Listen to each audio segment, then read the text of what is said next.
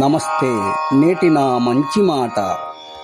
నీరు పాలగలసి పరగు పాలనుచును, నీట పాలుగలియ నీరెయగును. సుజన కుజన మైత్రి సూత్రమిట్లుండురా, సుజన కుజన మైత్రి సూత్రమిట్లుండురా. మరువకెప్పుడు నాదు మంచి మాట.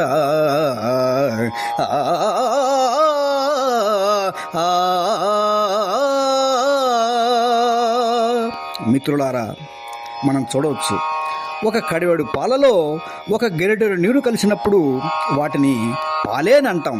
అలాగే ఒక కడివెడు నీటిలో ఒక గెరిటెడు పాలు కలిపినప్పుడు వాటిని పాలు అనలేము, నీళ్ళనే అంటాము.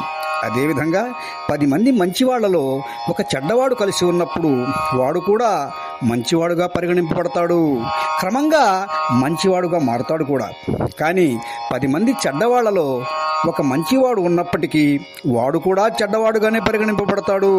కొద్ది రోజులలో వాడు కూడా చెడ్డవాడైపోతాడు కూడా. కనుక మంచివారితో స్నేహం చేస్తూ మంచి నేర్చుకుంటూ మంచివారుగా పేరు తెచ్చుకోవాలి.